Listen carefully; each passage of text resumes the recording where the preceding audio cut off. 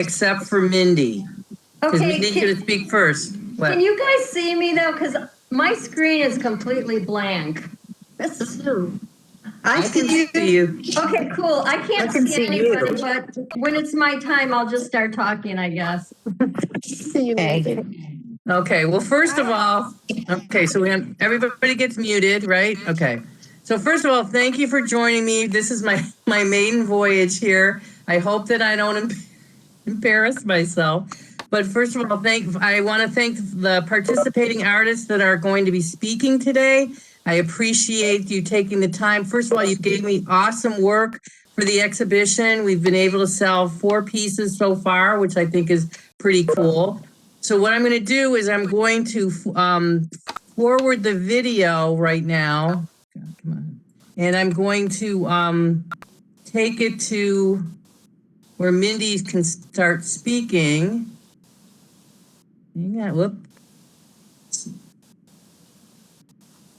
Okay, Mindy, if you want to start speaking, go ahead. Mindy? Okay, am I unmuted? Mary? Yes. Yeah. Okay. Yes. Okay, so hi, everybody. I'm Mindy Towsley.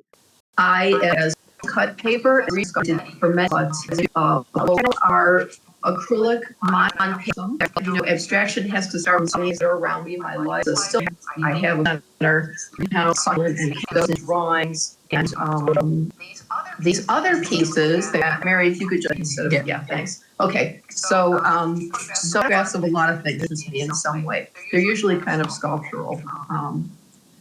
The other work in the exhibition, besides the work that you saw previously, has evolved from what started out as topographic landscapes as seen from an airplane.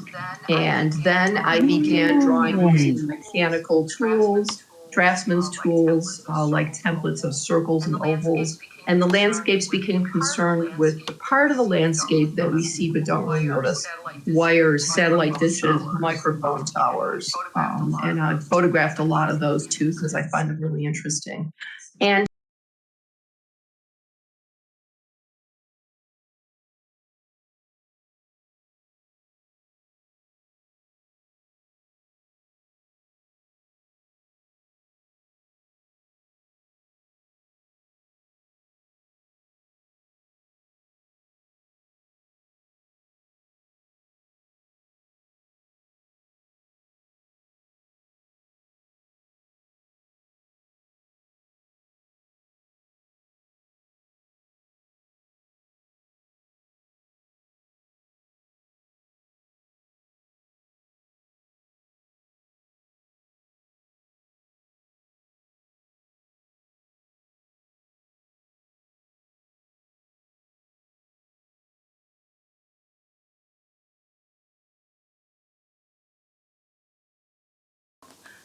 also the inner workings of computers, which I have a couple of different kinds of, computer boards.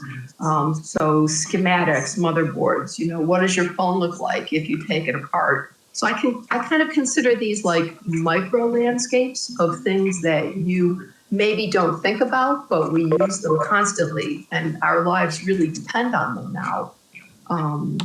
I would say most importantly, my work is about making something original. I don't want it to look like other people's work. And also the process of creation. I don't limit myself in the studio. I experiment with a lot of different processes. And as long as a theme or a particular process holds me for a certain time period, I continue working in that vein until it no longer inspires me, or it kind of evolves like these pieces did into something else. So I think that's enough. You can continue on and I'll let the next person talk. Well, I just want people to see your other piece too. Sure.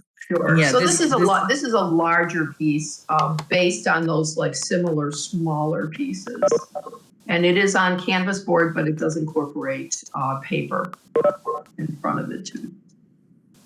And like I said in the video, Mindy, I would love to see you working in fabric. Those would be beautiful on fabric. Just planting the seed for you. So, okay. Okay, so now what we're gonna do is we're gonna fast forward to Teresa Yondo. So Jeremiah, if you could unmute, hold on a second.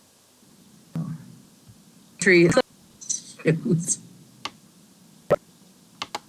I think we may have lost her. Jeremiah, I think I lost Jeremiah Yeah. too. It's just We taking a lost Teresa. while for it to unmute. Okay. But she was saying she was having problems with her video, so, I mean, with her computer. So, I don't know. Well, just real quick until she comes on, these are wood-fired, electric-fired, gas-fired, it's porcelain and stoneware, and this has been a piece that's been kind of evolving for her. So, and I just kind of let her go at it. She had a piece similar to that in a show I curated this past summer at the Valley Arts Center, and it was not quite as condensed, and I really enjoy the fact, that it's a little bit more dense now, that it's, and another thing I thought would be really cool sometime if she ever did like a water feature, like a stop it, where she could maybe do something like a fountain or a bubbler, and I just thought that would really be kind of cool. So okay, what we're gonna do now, since she's not available, we're going to go to oh. Okay, is that something I need to do? Maybe, hold on a second. Again, sorry guys. Here, I just can't get her unmuted. Oh, hi Danny Klein. Shoot. Okay, request sent, oh. Hello, I just unmuted myself. Okay, but we're trying to get Teresa to unmute, shoot. I thought, oh, crap. Okay, Jeremiah, why is this taking so long to unmute her? How's that? Can you hear me now? It just unmuted. Okay. All right, I'm gonna go back to your image. Okay. Okay, now. Okay, speak, please. Okay, I can speak, but there's a huge echo. Shoot. Turn down your sound just a little. That's feedback. Okay. Okay, go ahead. Is that better? I think so. Keep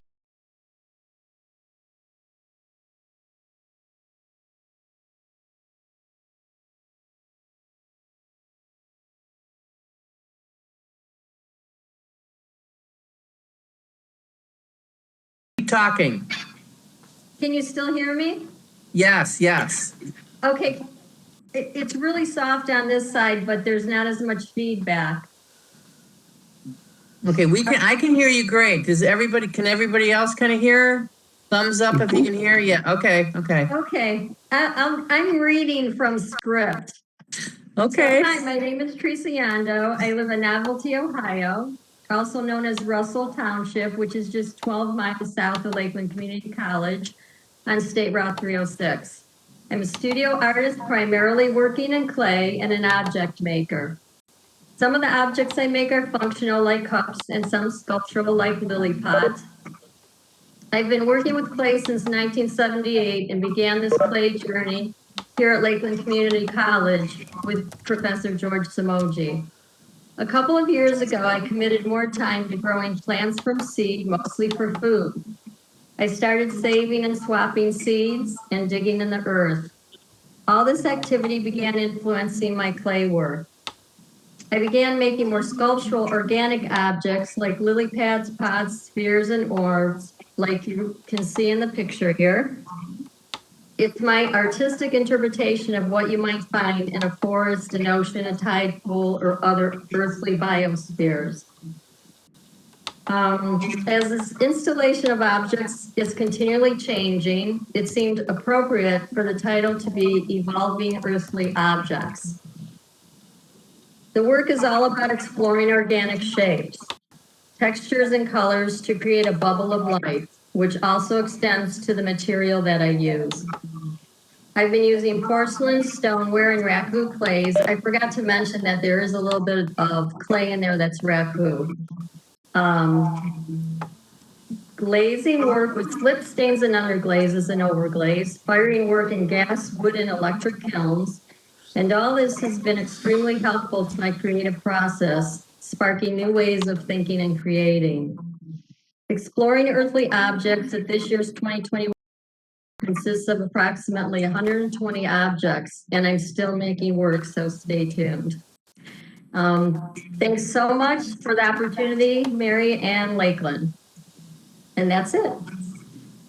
Good. Well, thank you so much for, creating such a great installation, and thank you for installing it yourself, because I know Jeremiah probably doesn't, well, he's going to have to patch up the holes afterwards, but I think it looks spectacular. So thank you. 88 nails. Well, it's better than putting 400 nails in Kathy Scarrett's piece, so where we used the tape tab. So good. Okay. So thank you so much, Teresa. So now what I'm going to do is I'm going to forward it to Lisa Rushman's page. And Jeremiah, if you can unmute Lisa, Princess Lisa. Am I unmuted? Yes. All right. Hi. Well, I'm Lisa Rushman. I am primarily a mosaic artist. I dabble in everything glass. I started out with traditional stained glass about 30 years ago and kind of slid into the art of mosaics. And there's a group of mosaic artists around the country and around the world now that are elevating mosaics from the crafty stuff of the 70s into a more fine art, more of a fine art form. And that's kind of where I put most of my focus. This particular piece is Lilith Escape from Eden. It is one of a series that I'm doing that's based on powerful women or goddesses from myth of Lilith. She was purportedly from the same, so she took a which then gives her a demonic and wings. And this piece is done on a fiberglass form in the shape of an apple. And I figured the apple with the connotation to the Garden of Eden was appropriate for Lilith. And she has owl feet on the outside. You can see there's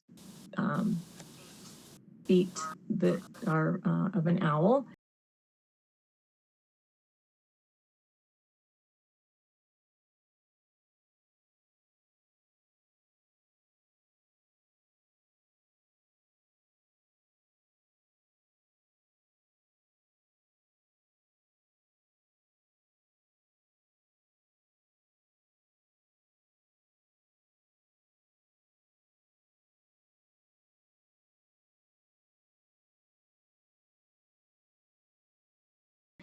And she has wings and dark wings, and the feathers that I used in this piece are donations, I would say, from my parrot, my partner in crime. I have a African gray parrot named Henry, and when he loses a feather, he gives it to me proudly, and I stick it in a jar, and I got them all out and used it on this piece. It is covered in stained glass on the outside, a combination of stained glass and tempered glass, broken tempered glass or Kreisch glass, which is a really fun thing to play with. I did the same look on the first piece in the series, which was in your show last year, I think, which was a pomegranate and was done in a similar way. So when the series is done, I hope to show them all as a series down the line somewhere. So that's pretty much, and the inside of it, the inside is kind of like a diorama. It is lit. And if you look inside, it depicts the rest of the story of Lilith. There's a snake in there from the Garden of Eden, and it's mossy, and there's branches like the tree of knowledge, and all kinds of goodies. There's a whole little world in there. If you get a chance to peek in, it's kind of interesting to see in there. Yeah. That parrot gives her the feathers when it falls out. I like that. That's cool. So, and I just wanted to add some downtown series. She took the lens into and present about 9 working studios. And anybody from the community can enter these shows. They're juried and cash prizes for the winners. And we also have a smaller annex studio that anybody can rent if you want to do or have a pop-up shop or something in downtown if anyone's interested, or Stella's Art Gallery. So great. Well, thank you for giving me such a great piece, and thank you for reminding me about that the feathers were from your parrot, because when I did the walkthrough, I totally forgot. So I apologize. Okay. I've held on to those for several years, and this just seemed like the perfect opportunity to use them. It was, and thank you, well. and for everybody and anybody that's come in late, I just really appreciate you ladies working with me and giving me such awesome work to discuss.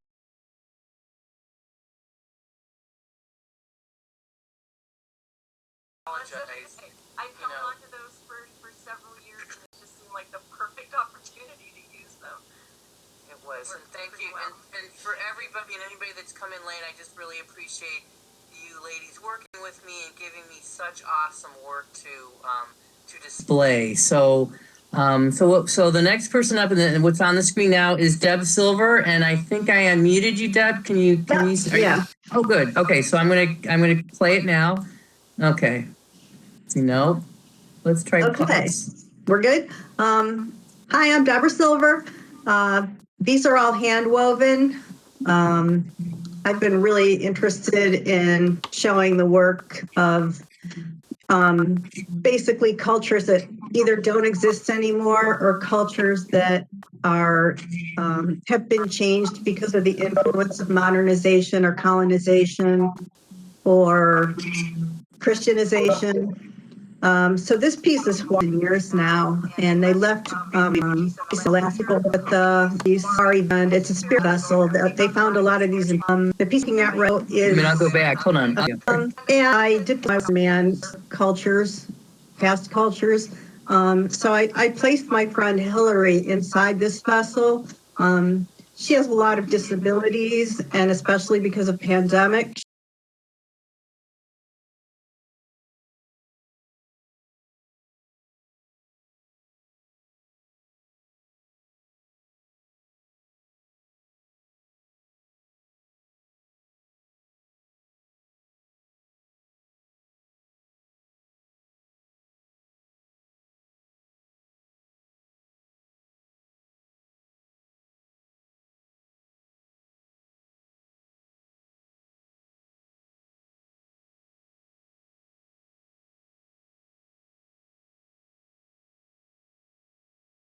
She was very isolated, and I just wanted to depict her in a way that showed her being contained, but that she still has a very strong spirit. The piece that's to the right of that is from a Wari Tapestry, and that I blew up really, really big, so you couldn't really tell what it was. And that's sort of just a commentary about modern man when we are archaeology from other cultures, this step time that's keeping us. And the last piece, it's a mask. They have these jutting injections. It's really like, looking like they have something to say. And I use this game and you're not listening. What else do you? Come on. And it's a way of weaving colors. So. Okay, great. Well, thank you so much. Thank you. Okay, so, let's see. Steenberger's Andrew Sandy Schellenberger's. Again, if you guys go to the website, you can. But it's my first talk. I talk about the piece, the other parts of it. So if you haven't seen it already, I hope that you do take the time and check it out.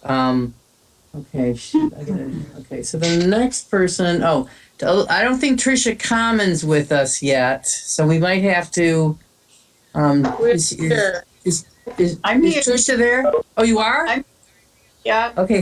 Hang on. Let me. No, that's her. Hold on. Let me forward to you. Okay. No. There we go. Up. There you go. Okay. There we go.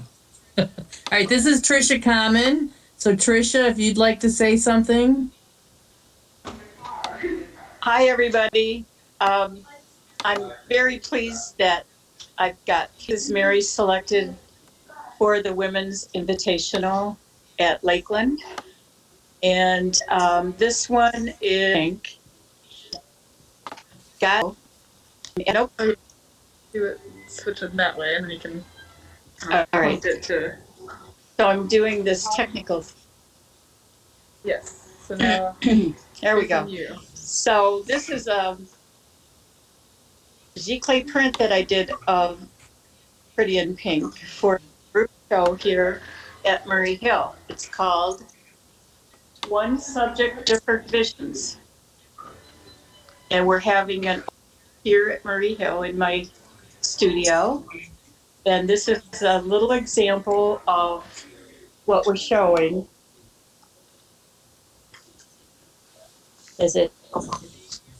I don't know. We're seeing the ceiling. There we go. All right. Yeah, so you can good. Look through here. Okay, is that better? Yeah. Yeah, you can stay. Oh, okay. Yeah. So here's one that I recently completed.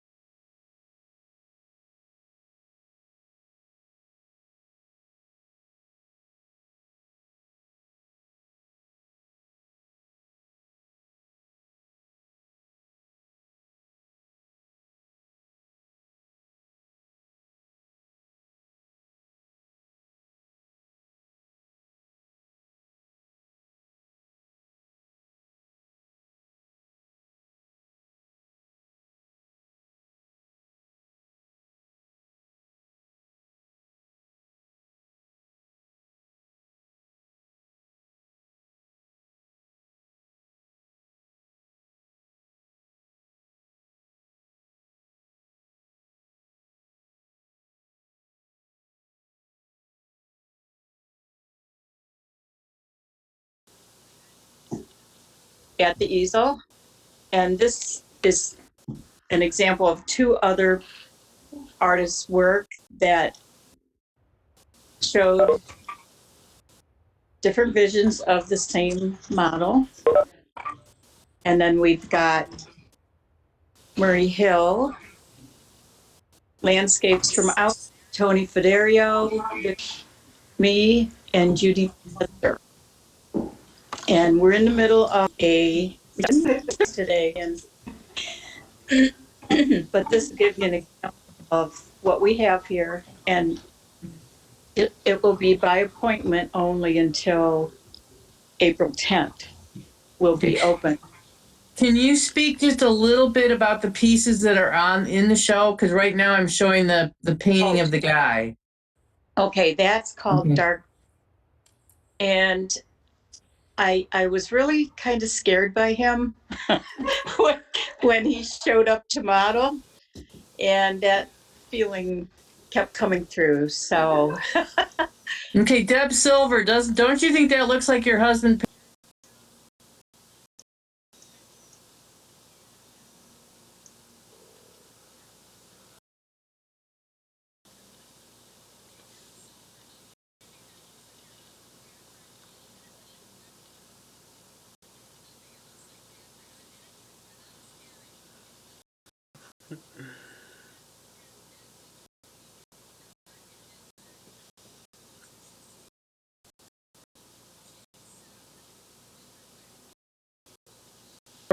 You'll find the link to the video for the show, and then you'll also find the PDF for the directory also. Why is this not moving now? Okay. Sorry, go ahead, Trisha. Is there anything? okay. So anyways, Mary, be nice to have some male presence at the female show. And there's portrait of a woman who's posed for 3 hours for a group doing live performance art called Drawn and Quartered. And she posed for us, and that's called Lady in Red. Mary chose that one too. I do all my work from life. And you can see I have beautiful north light windows for lighting my subject. But I've been painting here at Murray Hill for 32 years and professionally since 1974. So it's over 50 years of painting, portraits and figurative and what have you. Anything else, like florals, landscape. But my specialty is working with people.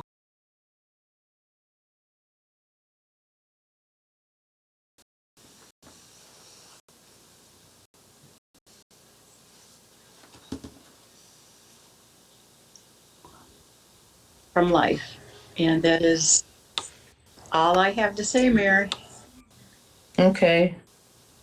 Okay, sorry, I'm just trying to communicate with Jeremiah. Sandy Schellenberger is with us now, so Jeremiah, if you can unmute Sandy Schellenberger, and I'm going to back this up to her pieces so she could just speak real quick about them. So don't get crazy. Sorry about this, about backing up. So let's see. Okay, Sandy, are you on? I'm on. Okay, there we go. Yeah, This thank is you. Okay, go ahead. So I have 2 pieces in the exhibit, and this is part of a new series, and it's called Shifting Sands, Sapphire Skies. The first one is with Midnight Moon, and the second one is and Nautilus.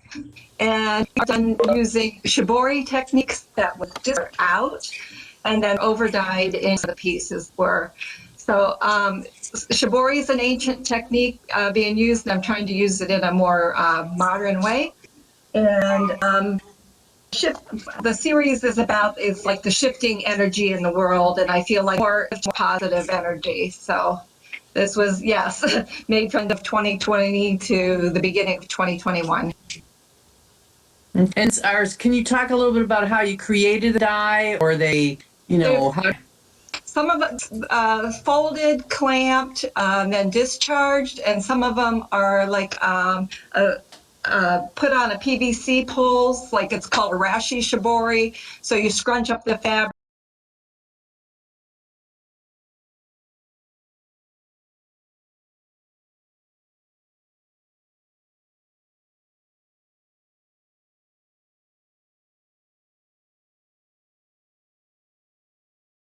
And it's put around a pole, and colors taken out, and that's what makes the stripe.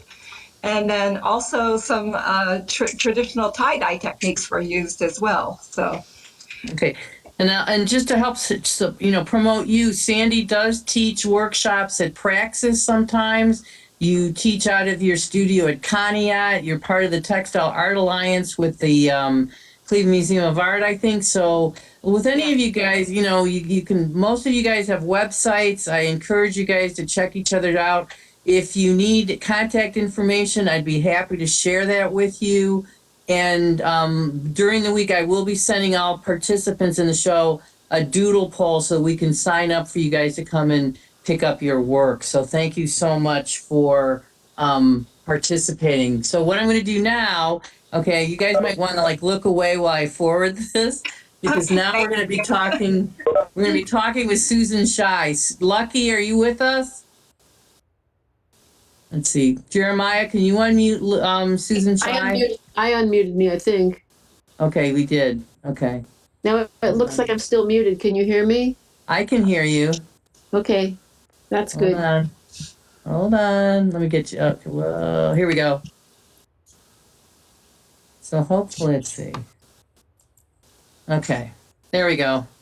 Okay, well, I'm a painter. I got my MFA at Kent State in 1983 when I was like 32 years old. No, I got it in 86 when I was 35. So, but I've been drawing and stuff all my life. But anyhow, I got to making quilts when I was an undergraduate at the College of Worcester in the late 70s.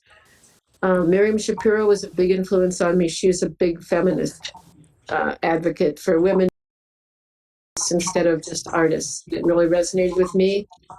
And I went on to Kent State and shook them up and got them to bring in women's work in their files, and I got them to hire a weird painter. This is my newest piece, of the Kitchen Tarot.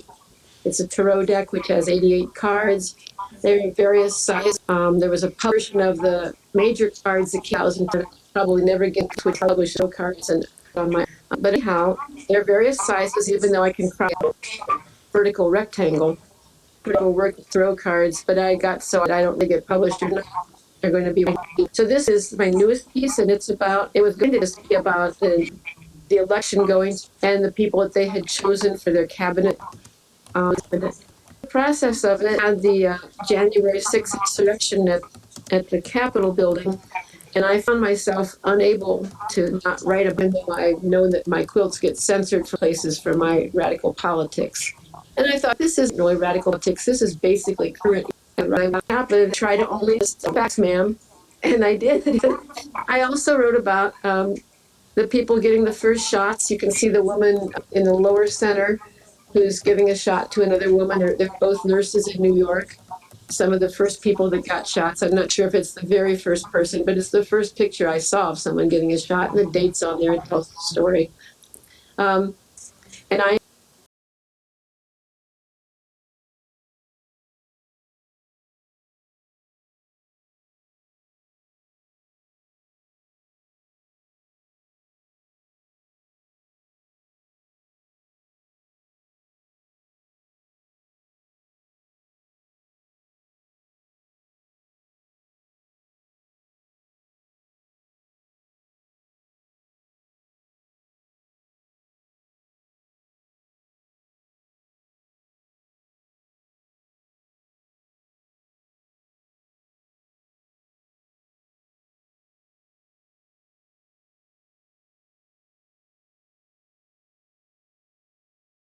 included many of the cabinet people. I included a path, and I'm doing all this with airbrush, by the way, on fabric. To start, I drew it with airbrush and then colored it in with airbrush, and then later on wrote on it with Posca acrylic paint markers. I used to write on it with a thing called air pen, but I no longer use that because it's hard on my hands and my wrists, and I have broken both my arms, so I don't want them messed up anymore. I used to do a whole lot of work with hand sewing too, and I don't do that anymore except around the edge because my fingertips all went numb from all the hand sewing and embroidery and beading I was doing on my quilts earlier. And when I switched to machine sewing mostly, I could work much larger. And this is really what used to be what I would call a middle-sized piece. It's about 60 inches each way. But now it's my large piece. As I get older, I'm 70 now, and I don't mind having this be my large piece. It makes me happy. So I teach all the time online, and I mean all the time. And so I only now make about 3 quilts a year, and that's if I'm lucky. And I am lucky. That's so. But anyway, I wanted to tell you a little more about this piece, what makes me happy about it. Since each one of these is a tarot card quilt, I drew a card for this at random, and it was the 8 of Cups, which is the 8 of Pyrex Cups in this, and this is called Jomala, which is Joe and Kamala mixed together. Jomala, 8 of Pyrex Cups in the Kitchen Tarot.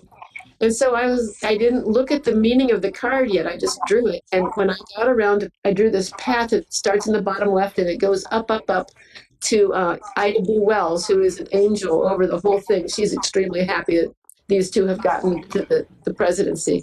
And when I read the meaning of the card, I just about fainted. I thought you could not choose a better card for the subject because the card basically says, you have been working so hard to make this situation work, and you've given it your all, and it just doesn't work. And the situation has to go, and you need a new situation. The new situation has come along now, and you're going to love it. And oh my gosh. Yeah, and I thought, this is about Trump, and this is about Biden. And I couldn't believe it, because honestly, the way I picked the card was I'm down to only having about 9 more cards to make in the deck.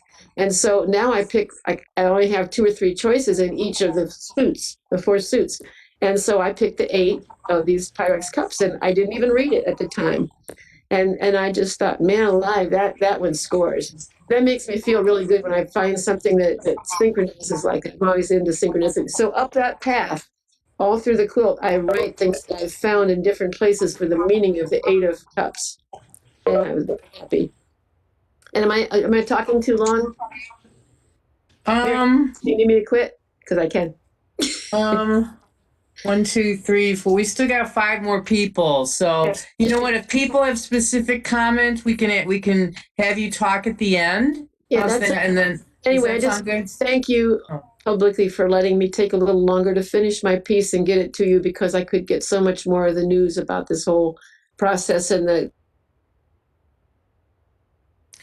Right, but the thing is, for all you guys, you can go to Susan Shy's page, Turtle Moon Studios, and I believe that some of the artist statements are in there, and the descriptions about what you're seeing is in there too. Correct? So, oops, need to unmute. So, so like I said, at the end we can also see if we have enough time. If anybody has any specific questions for Susan, we can go forward. So, okay, did Jody log on? Jody Walsh? Jeremiah? Uh-oh. No. Okay. Okay, then the next okay, did Gwen Waite log on? I did. I'm here. Good. Oh, okay, good. Okay. So the next person we're going to talk about is going to be Gwen Waite. And Gwen is an assemblage found artist, assemblage artist from the Akron area. I'm going to show, okay, let's see. We'll start with this one. Whoop, come on. Okay. So go ahead. Okay. Found object assemblage is my medium. So I use lots of familiar pieces, parts to put together my assemblages. I didn't know that my pieces would be so timely at this moment. Unfortunately, untimely. The way things have gone in the Asian community, objectification and the fetishism Yes. of paint on the and that I don't really paint more always themselves were into time, but from that I saw it in the news recently about was it from from one of the army movies where they portray Vietnam women, and it's that whole sucky fucky me love you long time. I'm sorry if I swore on this and I'm not supposed to, but that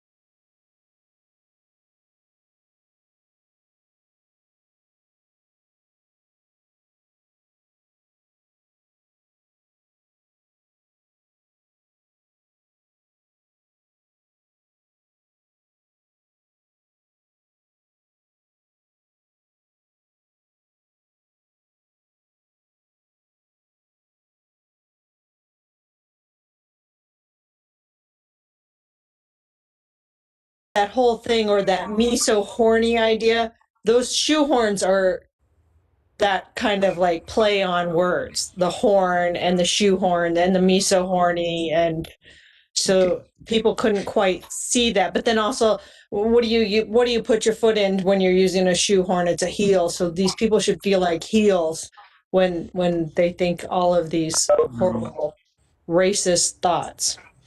Can you speak a little bit about the first piece, and then obviously the second one about the fortune cookies and the in bed part? So in the first piece with the shoehorns and the ice picks, all along the outside it says in bed, and the reason why is because I think it was in high school, that might have been even in middle school, which is a wrong place to have to learn, but people used to think it was really funny and a joke to you get your fortune cookie after you have Chinese food, and then they would add in bed after it. So something like, you are a bright and aspiring, beautiful mind in bed, and so then everybody would laugh and they would think it was hilarious.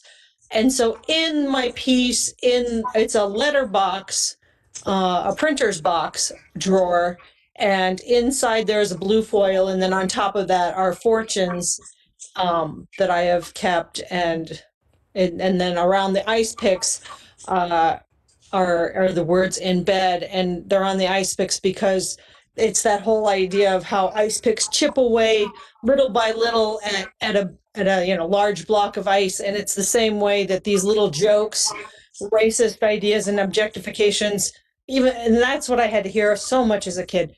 It's just a joke. It's just a joke. But it's that little bit of chipping away that just really breaks down a soul. Wow. So, Okay, I'm gonna keep going now so that you can talk about the piece. And I just want to point out, look at those cool shadows, you guys. That's a gift for the yeah, shadows. So okay. I never know if that's going to happen because, when my studio, they're usually just on the floor or they're on a wall that's brown. But when they get put in a gallery, yeah, the shadows come up. This one is from that same kind of Asian stereotypical. The piece is called "I Will Love You for an Extended Period of Time," but it's that whole "me love you long time" idea, and I took it and changed it into proper grammar, and the chains represent the chain that all of that baggage and chain, you're chained to this idea and this objectification, this race through how you look and what people have ideas about you. So, and the same idea. Okay, just real quick, I'm going to forward to your piece. Get it in there. Hold on. Hold on a second. Sorry, you guys, because there was the piece with the I don't know what happened to it. Oh, there we go. Yeah. Okay. Okay. And is coronavirus statement piece, the hornets nest, horrible and stinging this all is to us. We've come to the task to kind of calm yourself, but Ohio from the from Beacon Journal. These are all people who that they've put both onto pieces of soap, and there were others in the pan area, and there's a bunch more pieces to come and mirror. Explain than I could have. So, thank you for. Man, I want to come to see your house. I'm looking at your stuff behind you. Behind me. So much stuff. God. Yeah. So much stuff. Okay, Jeremiah, can you unmute Judy Takis? Hopefully, Judy, are you still here? I'm already unmuted. I think I'm. Okay, hold on. Can you hear me? Yeah. Okay, hang on. Let me get to you. Hold on. All right. Okay.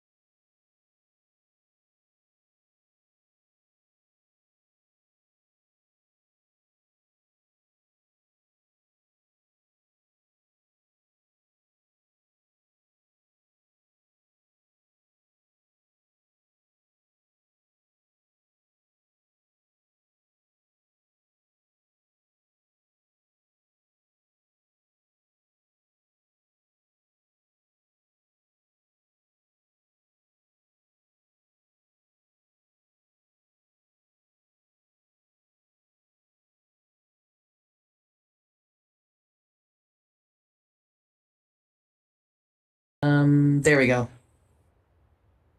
Go for it. Okay. Should I start talking? Because I don't. Yes. Okay, there we go. So this piece, it's the biggest painting I've ever done. It's a triptych. It's called the Love Athena Triptych.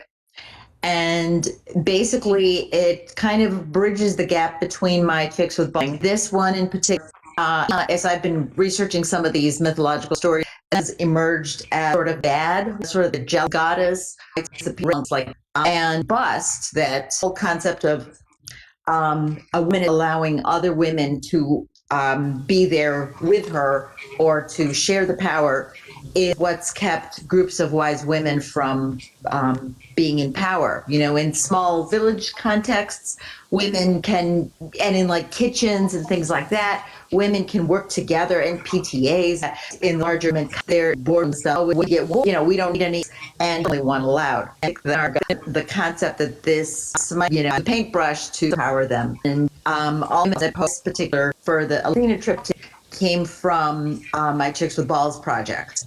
And some of the women are new in there. Laura Lee Hudson's in there, who also has work in the show, and then a young, both bald, sort of as a, I don't know, a statement about like hope for the future and stuff.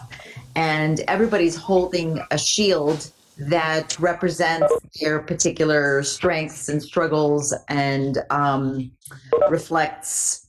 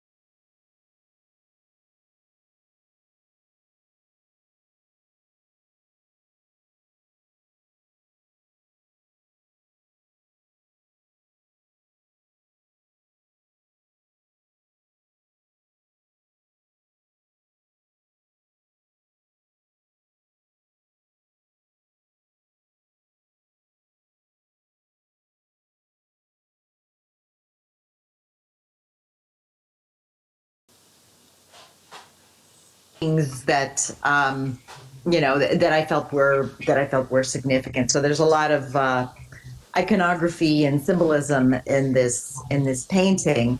And since it bridges the gap between my Chicks with Balls project and my mythology project, I have a big old chick up there. I'm not going to say this is like the last Chicks with Balls painting, but it's sort of the first goddess project painting. And I'm not sure whether I'm going to do more Chicks with Balls paintings because I've got a nice even 50, and you know that's a nice round number. But we'll see. And I'm trying to think what else I can tell you about. Can you speak about the fact that you repainted the face on the one figure? Yes. Okay. So Pam, right here, she is the one black woman in the triptych, has been my friend since our kids were very little when she moved to Cleveland years ago, and she was one of the first ones to pose for my Chicks with Balls project. And so I really wanted to include her in this one. It's sort of a where are they now type painting. Since she first posed for Chicks, she has gone through, a very long, protracted divorce, but she's emerged on the sunny side of it and, has put her life together beautifully and, is raising her 3 children, absolutely wonderfully. They're all adults. They're young adults now, kind of same ages as mine. So back in September 2019, September 2019, I had her pose. I actually went to Nebraska and did an on-location shoot, and I had her pose for the painting. And she's, at the time, we didn't know anything about anything. Everything was like, cute and fun. And we had a fun posing session. She had this sort of, whimsical expression on her face and everything, which is what I painted into the painting. And then I had to hurry and get the painting to the Zanesville Museum of Art, which is where it was going to be part of my show there. Got the painting there. Everything was wonderful. Show opened, COVID happened, and less than a month later, the show closed. So nobody could see the work. So the work was locked away for like 4 months until I could go back in June when I was allowed to go back and pick it up. And between that time when it was on lockdown is also when all the Black Lives Matter stuff happened and came to the forefront of what we were thinking and worried about. And when I saw her, and I had talked to her about all that as well, I checked in on her, like, how are things going? Because her kids had been home this whole time, from college and stuff. And it's a constant worry. She's got 2 sons and a daughter. And it's a constant worry if you get pulled over by, or are you going to get killed? And for her and the Black Lives Matter, for like in there to of and the other, like the kind of changed. I felt the pain to change. So I shoot reference paintings. I shoot a million photos, and we had a whole bunch of them, cracking up, laughing, more serious, this, that, and the other. And so I switched her expression to a different one, which is very scary to do on sort of a big painting that seems to be working pretty well, to like go back in and change one of the heads on it, because you risk changing everything, like where it kind of grows and like, okay, well, I